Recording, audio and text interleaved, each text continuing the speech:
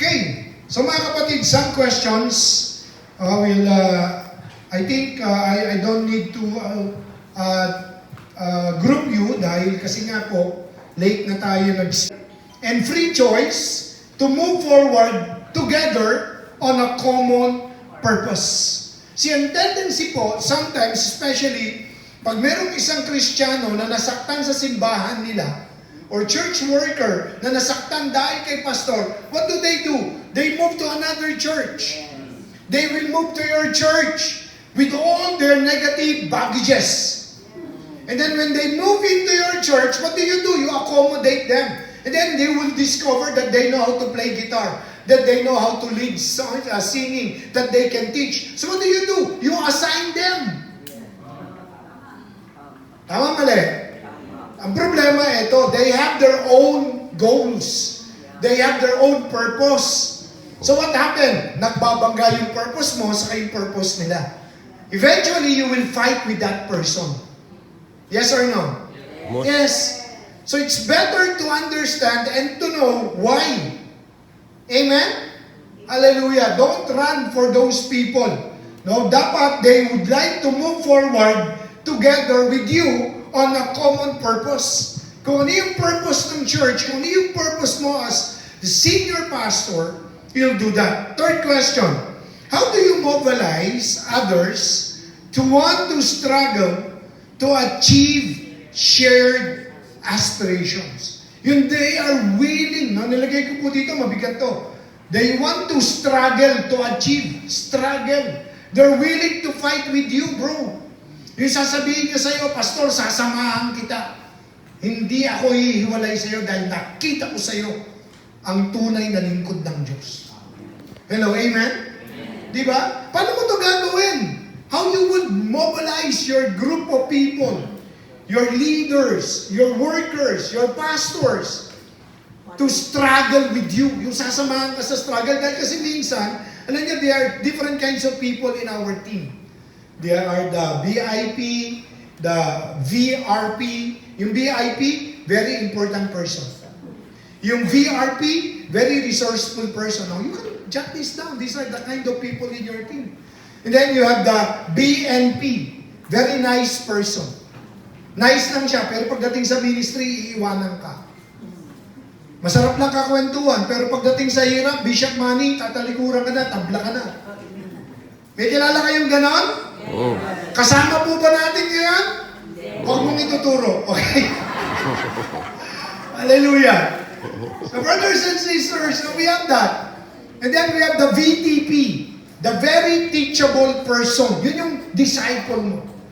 This is the person that you want to teach more, you want to unload more. Bigyan mo siya. Amen? Hallelujah. And then you have a very useful person with you. Hanapin mo yung tao na yan.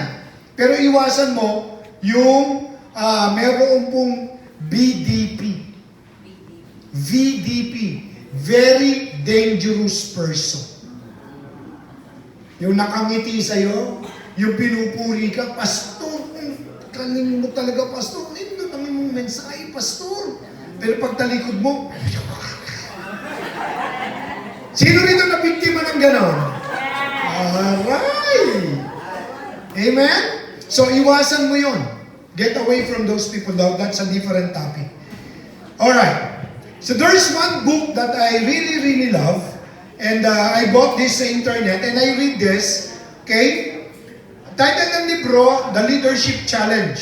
How to make extraordinary things happen in organizations.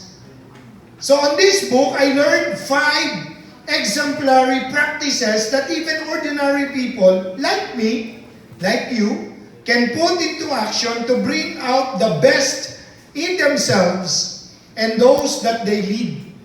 You bring out the best of yourselves. Sino rito po sa inyong naniniwala na meron ka pang igagaling? Taas ang kamay. Sino po rito naniniwala na meron ka pang igaganda? O yun lang, nakasa na lang ng loob yan. Diba? Hallelujah. Mga kapatid, God is not yet finished with you. You can do better than what you're doing right now. Amen? Amen. Your situation today does not need to be, fixed. You can change. And change is a painful thing. Amen? Hallelujah. Let's move on. The 5 great practices of leadership. Nandiyan po yan.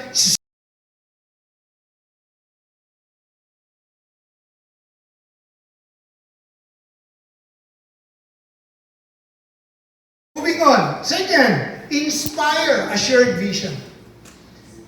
These are very important that people are inspired to follow you. When you know what, mga pastors, mga kapatid, when you are an inspiring leader, you will not demand followership. Automatic people would love to follow you. Automatic people would say to you, Pastor James, can I spend time at least 30 minutes with you every week? They want to receive more from you. Kasi you inspire people. Amen? Many, whether you know them or not. Third, we'll talk about challenge the process. Challenge the change. Face the risk. Understand the situation and the reality of it. Okay? And then we're going to talk, enable others to act. Involve them. Sabi ni Bishop Manny kanina. Enable others to act. Give them an opportunity.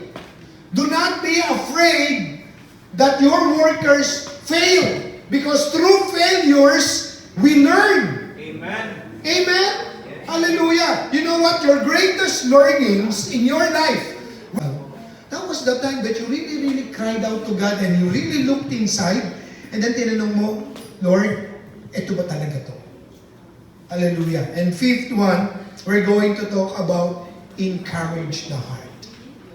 Sabi nga ng team ng Gilas, puso na. Amen? Alam niyo po itong seminar natin na ibababa ko sa inyo. Ang singil po namin ito sa Unleash International Training Corporation. Ang singil po namin ito sa Acts Training Corporation. Kasi mga corporate po ito ni-train namin. Ang singil ko po, 2,500 pesos each. Kung sisingilin ko kayo ng 2,500 pesos each, baka walang umaten. Hallelujah. Totoo yun. Amen? Alam, kaya naman umaatin yung mga company kasi binabayaran ng kumpanya nila. Things in life are expensive. Amen. Do you agree? Amen. Would you like to eat look at how you look today. Look at how you comb your hair. Look at how you dress your clothes. Do you think you can do better than that? Amen. If you are going to Malacanang and you are called by the president to sit down with him and meet, ganyan na ba yung ayos na ibibigay mo? No, you will put on your best. You will probably have a haircut. You will probably have a manicure, a pedicure. You will probably have a facial ka. Somebody asked me, Bishop Larry or Pastor Larry or Dad Larry, ano sikreto mo sa mukha mo? Tubig lang. I woke up like this. Question. Okay? Are you valuing your leadership? How much value do you give to your leadership? I look up to Bishop George and Bishop James Mackay because I know how much they value their leadership. Grabe. At saludo po ako sa kanila. Sabi ko, Lord, I want to be like them. Minsan gusto ko naman tanongin si Pastor James, Bishop James. Bishop James, how to be like you? Grabe. Di ba? Why? Kasi ito yan eh. How are you valuing yourself? Kung lalagyan ka ng tag price, how much? As pastors and Christian workers, we are called to the higher accountability. Amen? Hallelujah. Moving on. Model the way. Inspire your vision. Challenge the process. Enable others to act. Now, let us go through these great practices of leadership in biblical light. No? The book that I showed you was actually a secular book. In fact, the writer was actually an antichrist. That doesn't believe God. Not necessarily antichrist, but more atheist. Alright? He believes in the power of self. He believes in the power of minds. Pero, when I read the book, sabi ko, Lord, lahat ng principles ito galing sa Bible. And I will help you discover that. Amen? Huwag kayong matakot. Okay? Because every wisdom in this world comes from the Word of God. Amen. Hello, amen? Amen. Wala pong original si Satanas, lahat kinopia niya lang. Yes. Agree or disagree? Amen. Agree! Because God is the God of all wisdom. Yes. Amen? Lahat yan galing sa Kanya. And we redeemed it. Okay? So una natin, ang kapatid, model the way. Through personal, exemplary role modeling, an effective leader must develop a corporate culture. You develop a corporate culture. Yung iba kasi, culprit culture. Ano yung culprit culture, Pastor George? Culprit. Anti. Oh, di ba? Hindi corporate. Dapat tayong mga pastors, tayong mga leaders, meron tayong mindset na corporate thinking. Ano ibig sabihin nun? Doon lang sa discipline ng oras natin. If you are going to work and your time to go to work is 8 o'clock, you will not be late. Why? Because you need to time in your card. Yes or no? Yes. Pero dahil pastor ka at pastor seminar lang yan, okay lang kahit mga 9:30 na ako dumating. Modeling na. Tapos you expect growth Yes. sa organization, sa church. I'm sorry. Growth begins from the inside. Yes or no? Yes. Mga kapatid, I love you, so I will speak spontaneously on this side. Amen? I will speak what's inside my heart. I don't know you. Alright? But I love you because Jesus, my Lord, loves you. Amen. Amen? Hallelujah. So mga kapatid, let us develop a corporate culture that maintains a high commitment to moral and ethical behavior. Sa pananamit mo pa lang, pastora, babae, church worker na babae, sa pananamit mo pa lang, dapat nakikita na that you are a woman of God. Amen. Amen? Diba? I know I see some hindi dapat makita. You attract sin. Yes. Hallelujah. Dress properly. Hello, amen? Amen. Sa babae at sa lalaki, ang display room. Ano yung display room? When you enter, you see daming naka-display ng mga shoes, damit yan. Yan tawag doon, display room. Sa ating mga lingkod ng Diyos, iisa lang ang display room natin. Ano po? Eto. Mula leeg pataas. Yun lang ang display room mo. Hindi mula rito pababa. Hello, amen? Amen. Hallelujah. Don't be an instrument of Jezebel in your churches. Amen?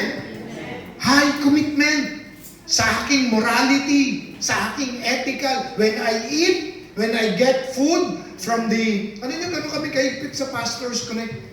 Binabantayan ko po pag kumakain yung pastor. Yung iba po kasi parang nagtatayo ng Tower of Babel sa pinggan niya. Pwede namang bumalik. Amen? Di ba? Alam niyo po, pag kami nakita akong pastor na sa Pastors Connect namin, na minamentor ko, pag may ganun po, pinapasuli ko yung pagkain. Brad, sorry mo yan. Hindi, pastor, okay na pa din ako bumalik. Pwede kang bumalik. Amen? May kilala kayong ganon? Kasama po natin ngayon? Turo mo! We should live in a higher commitment. Amen? Diba? In our manager, you are a supervisor. You are the CEO with God's kingdom. Amen? Amen. Hallelujah. Sabi ng Psalms 78 verse 72, with upright heart be shepherded them and guide them with His skillful hands. With upright heart. Okay? He shepherded them and guided them with His skillful hands. Dapat ganun po tayo. No? Yung upright yung ating puso. Hallelujah. Then that's the time people would love to follow you. Don't wear too loose ng mga damit. But don't wear too tight naman. No? Tama lang. And you look so beautiful ngayon po. Ang gaganda at ang popogi po ninyo ngayong umaga. Tingin sa katabi, tingin sa katabi. Sabihin mo sa kanya, anong pogi mo ngayon? Ganda mo ngayon. Amen? Hallelujah. Ang ganda ng pagkakaayos ng buhok ni Kuya Remy Boy, no? Tandaanin po natin. Okay, buong maghapon tayo magkasama. David was taken from the sheepfolds. He learned how to shepherd with literal sheep. Alam po ni David kung gaano kakulit, no? Ang mga tupa sa kanyang buhay. Okay? Nahirapan ako sa why. Alright.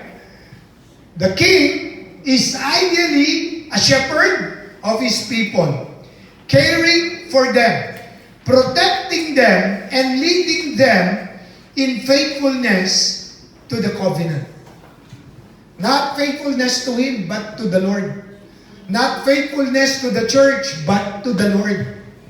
You know what? When one is faithful to God, He will be faithful to the church. Amen. Yung Matthew 6:33, totoong-totoo po yun. Seek ye first the kingdom of God and His righteousness. All these things shall be added unto you. David, at his best, did his work with upright heart and skillful hand, though he had his own moral failures. Wala naman taong perfecto. Si David po, sinikap niya. And that's why he was called the man after God's own heart. Amen? Ay, kinukunan niyo po ng picture. Yan, Ate Lorna, okay lang? Values, and transform those values into actions. Okay? That's what we should do as leaders. No? That we will model the way. To what? To transform those values into action. Do you believe? Meron pa sa buhay ko. Pinag-pray mo. Binigyan mo ng 200. Then, after 1 week, nagkita kayo. Pastor, gusto lang dito. Ibigyan mo ulit. Pagpe-pray mo ulit. Tapos sasabihin mo sa pulpito, God is good. Hello. Pakita mo sa akin yung goodness ni God. Amen? God is generous. Pastor, pakita mo sa akin yung generosity ni God. Are you generous?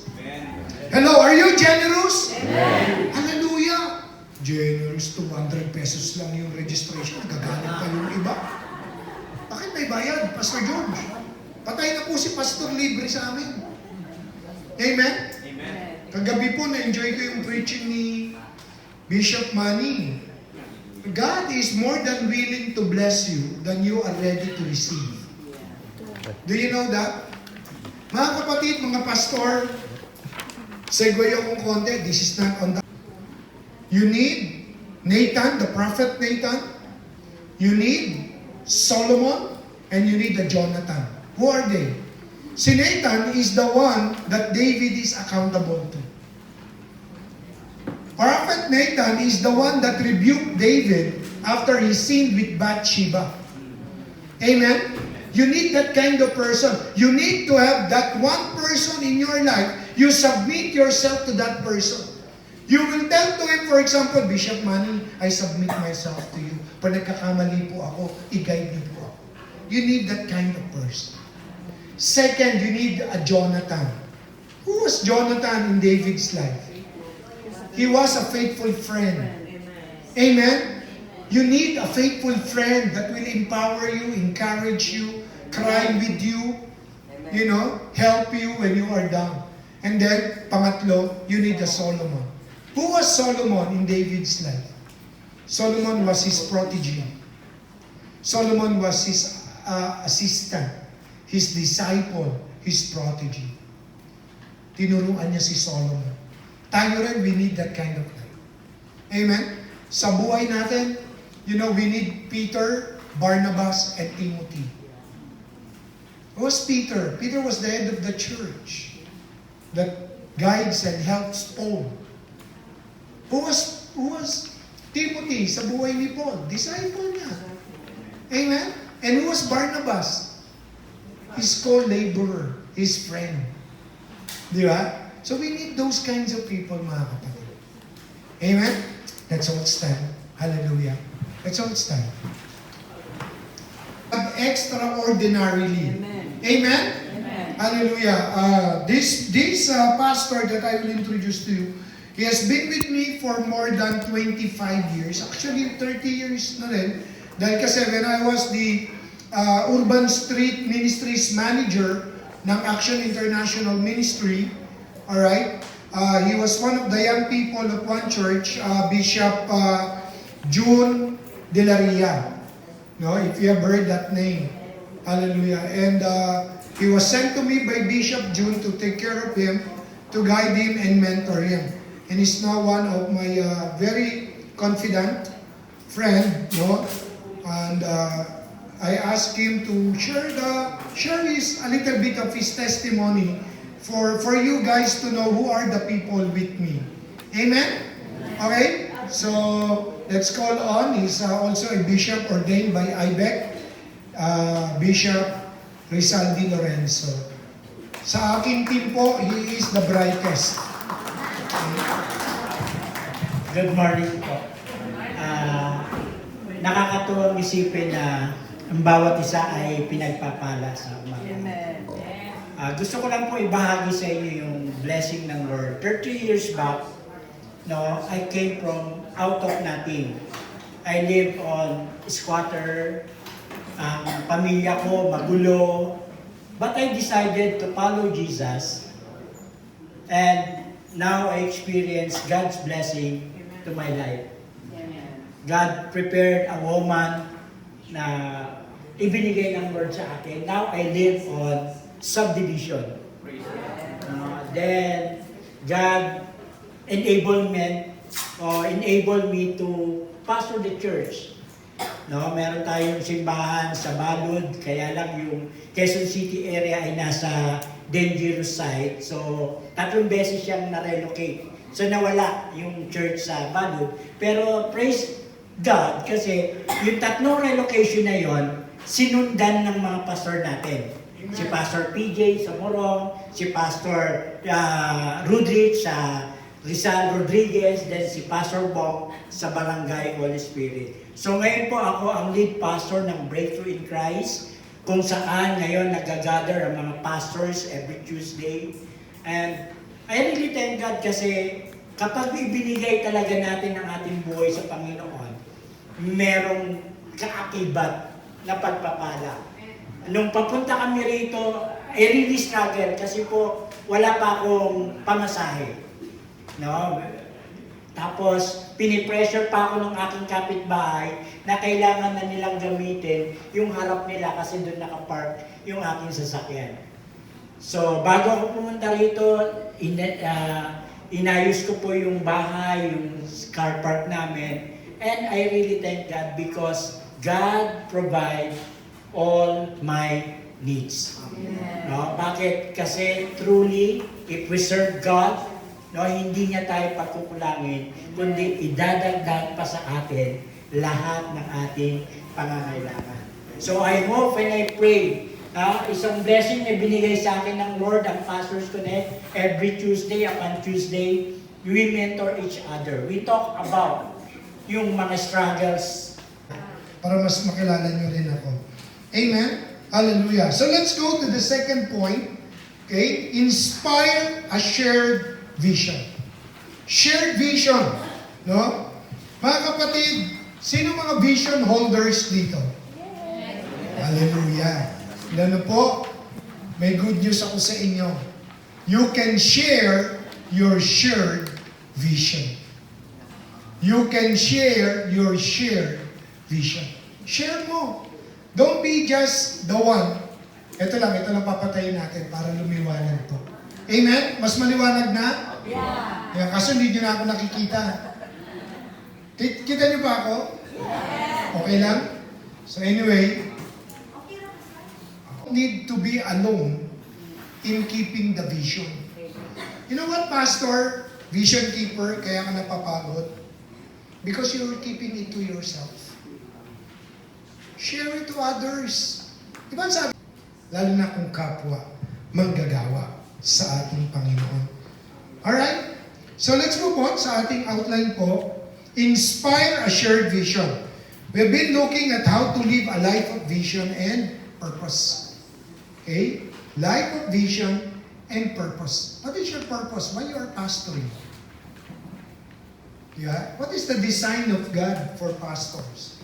To be poor forever and to keep on begging forever. Is that God's will? No. It's not God's will. Hallelujah. Alam niyo, I'm so blessed to, if I may, Ate Luz, allow me to use this. I'm just so blessed to see again si Ate Luz because Kuya Boyet, I love Kuya Boyet. He's her husband. No? Di ba? And I've been praying for Ate Luz since then. Sabi ko, Lord, i-sustain mo si Ate Luz. I-sustain mo, Panginoon, siya at ang kanyang anak. And God has been good. Amen? Tingnan niyo po si Ate Luz. Mukha bang pinabayaan ng Diyos? Amen? Beautiful as ever, strong as ever, and blessed as ever. Amen. Yan ang lingkod ng Diyos.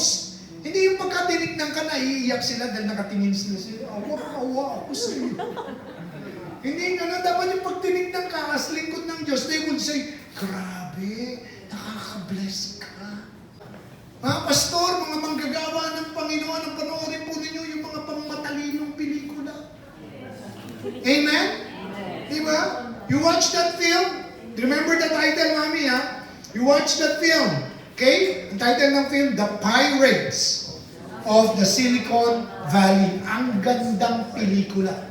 Wala po ako doon. Huwag niyo ako hanapin doon. Alright? It's a story about Steve Jobs. And who's this, Pastor George, who's this? The other one. Steve Jobs, yung kapartner niya? Kapantay niya? Elon Musk, di ba? Hindi, Elon Musk.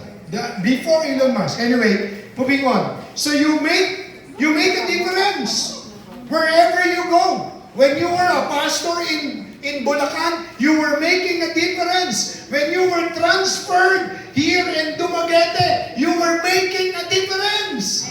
Amen? Hallelujah! You are creating a dent. When what is a dent? Yung parang nasa sasakyan ka, tapos nabangga, may dent. Nandun na yun. Amen? You are creating a powerful impression.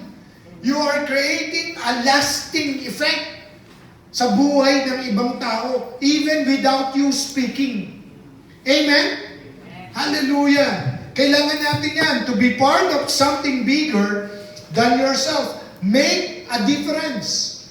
Kumbaga, kung ikaw ang pastor sa barangay na yan, dapat ikaw ang pinakamagaling na pastor sa barangay na yan.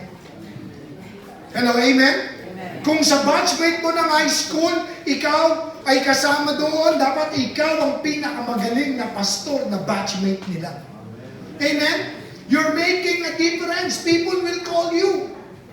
I remember when I was a kid, street kid ako noon, kasi yung lugar namin, malapit sa Malacanang. Okay? Doon ako natutulog sa gasolinahan, sa kanto ng rotonda. Naghuhugas ako ng jeep doon sa gabi.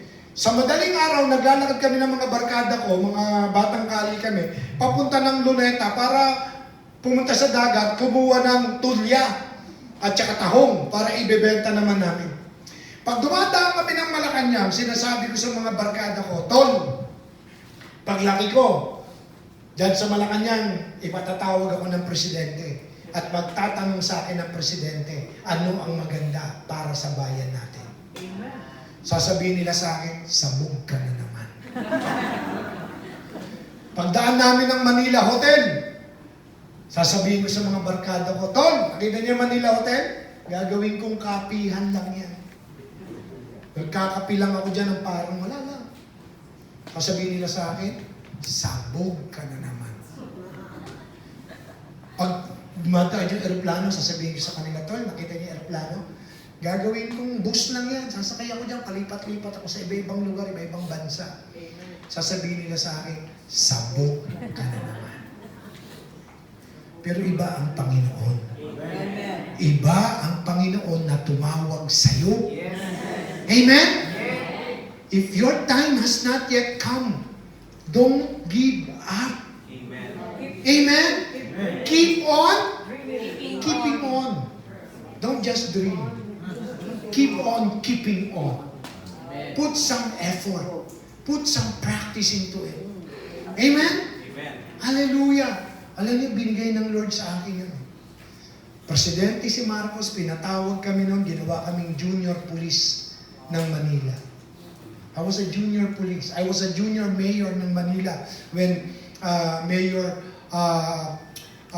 Lim, no? Alfredo Lim was the mayor. May mga junior police kami noon. Sabi niya, for the day, kayo ang mga mayor dito.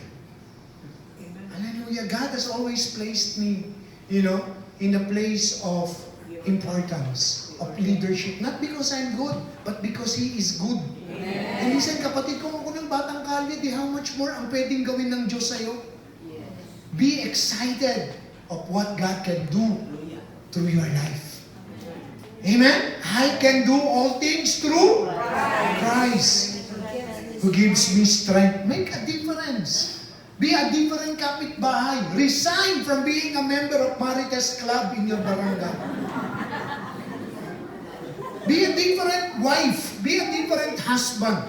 Be a different dad. Be a different mother. Be a different person in Christ. If any man be in Christ, he is a new creation.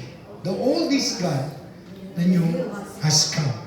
Every person has a desire, to live a life of vision, of purpose, and significance. You are designed by God to live a life of significance. Hallelujah! Now try to imagine this. For example, we are now in a funeral parlor. And then this is a casket. This is an ataon. Tama ba sa Bisaya, ataon? Amen? Lungon.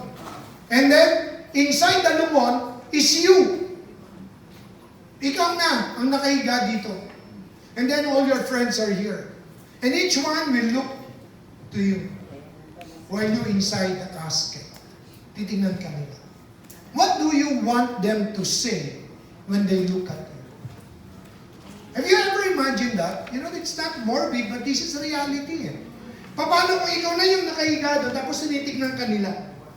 Ano kayang sasabihin nila? What do you want them to say to you?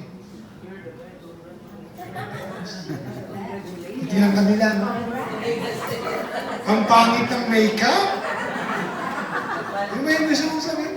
What do you want? Try to imagine this. You're lying inside the lungon. Sabi nila, sayang. Di ba? Amen? Sayang ang dapat noon ka pa namatay. Bakit ngayon lang? Sayang. Yung ba yung gusto mong marinig? Or sasabihin mo, sayang namatay ka na, ang dami mo pang gagawin. Amen? Ang dami mo pang tutulungan. Audio, taste, all senses. Amen? And smell. Anong tagline ng Jollibee? Langhap, sarap. O may palang sinasabi ko yung Jollibee, parang naamoy nyo na chicken. Amen? Sabi niya sa akin. Sabi ko, Kuya Cecilio, when he was just starting, how do you promote your business? Sabi niya, Pastor, I always tell people about my dreams. I always tell people about my plans. I speak by faith. I declare my faith. Amen? Now, don't be extreme. No, huwag yung dinideclare mo yung faith mo, pero hawakan mo yung laptop. Lord, kiniklaim ko na to, akin na to. Huwag niyo pong gagawin yun, hindi iyo yan. Minsan, ibang mga pastor, biglang humihinto sa tapat ng nakaparadang kotse. In Jesus' name, akin ka! Umuwi ka sa bahay ko! Kung narinig ka, happy. Amen? You can easily pray to God. Nakatingin ka sa kotse niya, Lord, I'd like to have a car like that. Amen?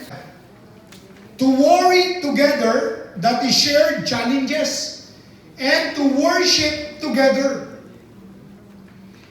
Tell your people, inform your people to work together. Involve them, sabi ni Bishop Manny kanina. Involve them. Ask them to get on board. Hallelujah. And then, allow them to worry with you. Pastor, alam mo kung bakit ka nagmumukhang matanda? Kung bakit para kang Lulugo-lugo. Alam niyo po yung salitang lulugo-lugo? Ano yun? Ugod-ugod. Ang galing to, sister. Pakita mo nga sa amin paano pala yung lugo-lugo. Yan. Thank you. Palakpakan naman natin. Hallelujah. No? Lugo-lugo. Di ba? Yung parang ang bigat-bigat ng buhay mo. You know why? Because you're not sharing your problems to your people. Tell your burden. Carry one another's burden. That's the purpose of pastors. Tulo yung pawis niya at yung luha niya. Sabi niya sa akin, Pastor, pag-pray mo ko ngayon, bakit? Pastor, gumagawa ako ng lesson ko sa preaching ko. Sabi ko, bakit? Pastor, bigla ako napunta sa website na bawal. Bawal na pag-ibig.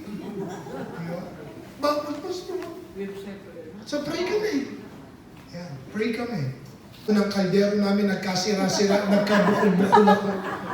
Totoo po yun. And then we pray. Amen? And then masaya na si Pastor. Maligaya na si is a divinely given picture of what could be and should be. It is the future and yet you see it already. Amen? It is in the future and yet you are able to touch it already tangibly. It is in the future and yet you are walking on it presently. Hello, amen? Inaayos ko to. Sabi niya sa akin, Lolo, can I sit down with you? Said, why? Because Lolo, I want to watch you work. I want to be like you when I work. Sabi ko, wow, praise God. Sabi ko, Lord, ang bigat mo. Diba? That is vision. You walk on it presently. You don't wait for it to come. You run to it and run with it. Amen? Hallelujah. Alright? A vision is always a picture of what could and should be from God's perspective. Can you change your vision? Can you change your vision? Answer me. No. Can you share your vision? Why no? Kanina no, ngayon yes. Why yes? Huh? Why yes? Why no? Who says yes? Yeah. Yeah? Yan tayo eh. Who says no? Yes and no, actually. Yes and no. You can change your vision. You can change the vision when God wants you to change the vision. Minsan po, kadalasan, yung mga founder ng organizations natin, ang tigas ng ulo, kaya tuloy iniiwanan ng mga kasama. Tama mali? Tama. Bakit? Kasi iba na eh. You must learn to change with the changing times. Do you agree? Change with the changing times. God has changes the situation and situations are changing. You must learn to change, but do not compromise the truth, the fundamental truth of the Word of God. Amen? Hallelujah. O sige, binigyan ka ng vision ng Lord 10 years ago. Iba pa na yung panahon noon, wala pang cellphones. 40 years ago, wala pang cellphones. 30 years ago, wala pang cellphones. Meron beeper. Iba pa yung vision nun sa vision yan. So you come to God and ask God, Lord, what do you want me to do today? Amen? Hallelujah. Mga kapatid, minsan yun ang failures ng mga founding leaders is when they say, ito yung vision ko, ito yung binigay sa akin ng Lord 50 years ago. Hello? Iba nun eh. Iba ngayon eh. Amen? Diba? If you do that, pag ginawa mo yun, magagaya ka sa eskolta. Diba? Yung eskolta, mga kapatid, ang ganda-ganda nun, 50 years ago. Naiwan na. Diba? 1960s, eskolta was the downtown. Diba? Pag sinabi, mag-shopping ako, you go to Cybers. Wanna buy shoes? You go to Cybers. Diba? Kakain kami ng masarap. You go to the rotating restaurant sa Ruby Tower. Diba? Sa Avenida Manila. Yun eh. Pero you know, people change, time change, places change. And what happened? Lumabas ang Cubao. Lumabas ang COD. So started people going to Cubao. Then naglabas ang Araneta. Then people are flocking to Cubao, Araneta. Farmers. Di ba? And after that, anong ginawa? Nagtayo ng SM. Di ba? Hindi pa po MOA. Mega Mall. Mega Mall. Di ba? Mega Mall. And then people started going to the Mega Mall, the biggest mall in Asia that time. Di ba? Okay? Hindi po pumayag ang Robinsons. They started a new Robinson in Malate. Galleria. So nahati ang tao. And then kumukunti yung tao sa SM. Anong ginawa ni Henry C? Started the MOA, the Mall of Asia. Okay? Aba, nainggit po ang mga taga Rizal. Anong tinayo nila? BGC. Bonifacio Global City. Pati yun? Grabe, nakakita niyo po yun. Asa na eskolta?